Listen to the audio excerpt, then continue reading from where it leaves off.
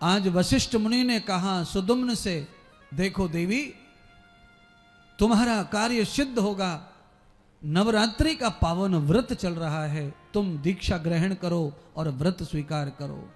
वशिष्ठ मुनि की शिष्य बन गई राजा सुदुम्न के रूप में स्त्री, और गुरुदेव की शिष्य बनकर के देवी माता जगदम्बा की पावन कथा चल रही थी। उस पावन कथा को निराहार रहकर व्रत के साथ में श्रवण किया। पूरे 9 दिन सौभाग्य से कथा प्राप्त हो गई। आप कह रहे होंगे महाराज आपकी तो 7 ही दिन कथा है, फल तो 9 दिन की कथा का होगा।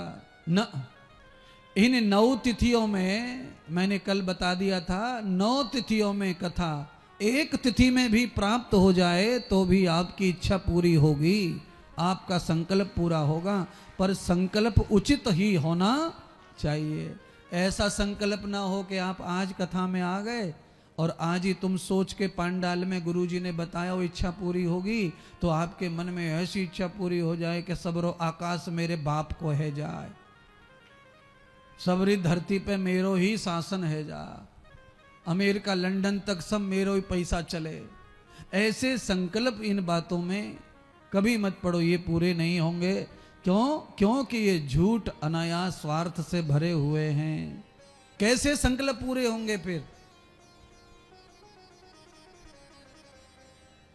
कोई भी संभव है संकल्प तो, पर उतनी काबिलियत, उतना तप, उतना अनुशासन हमारा भी चाहिए देवी के प्रति, भगवान के प्रति। आपने जितना चाहा देवी को, भगवान को, उतना संकल्प आप लो, कोई फर्क नहीं पड़ता। कहावत आपने सुनी है, जितनी चादर उतने ही पैर पसारने चाहिए। आपकी जितनी औकात है उतना ही मांगो, भगवान से इच्छा करो।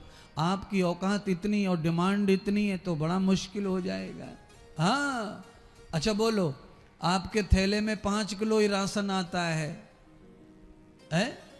तो 4 कुंटल राशन अगर दे दे कोई और कहे कि थैले में ही ले जाना पड़ेगा, तो फिर 5 किलो से ज्यादा तो आएगा नहीं।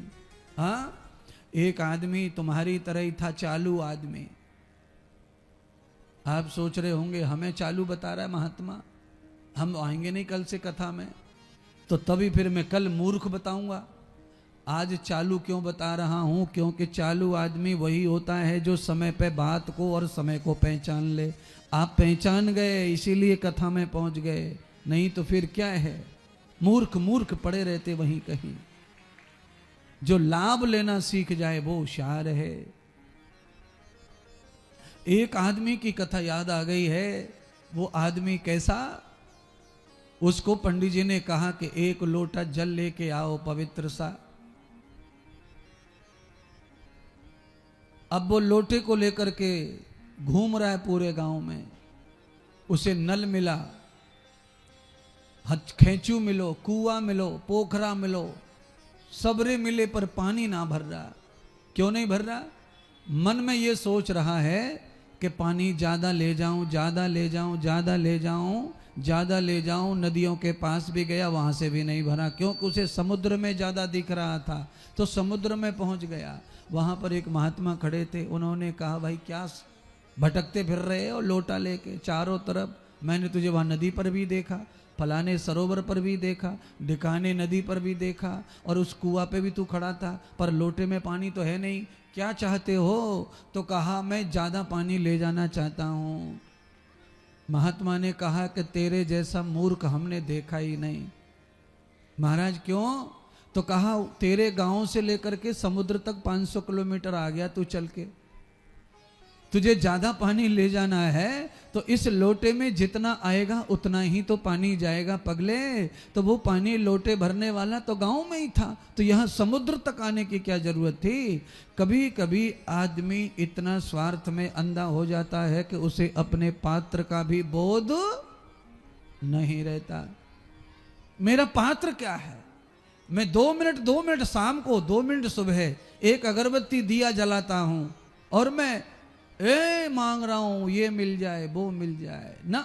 औकात के साथ आप जितना कर रहे हैं उतना मिलेगा। सदगुरु भगवान श्री सूत जी ने शौनक आदि ऋषियों को कहा कि देवी माता 9 दिन तक व्रत करने लगे सुदुम्न राजा, और 9 दिन तक ही उन्हें कथा सुनने का पावन अवसर मिला। और जैसे ही अष्टमी की तिथि पूर्ण हुई, महर्षि वशिष्ठ ने कन्याओं को जिमाया, दक्षिणा विदा की, गौ माता को भोजन करवाया, श्रृंगार करवाए, और पंच अग्नि को जलाकर पंच यज्ञ किया, दुर्गा माता को प्रसन्न कर लिया। उसी समय अचानक भवानी माता शंकर के साथ में पार्वती जी वहाँ प्रकट हो गईं, और प्रकट होकर के जगत जननी ने राजा सुदुम्न को पहले जैसा ही फिर से पुरुष के रूप में परिणित कर दिया। राजा सुदुम्न फिर से राजा के आसन पर विराजमान हो गए।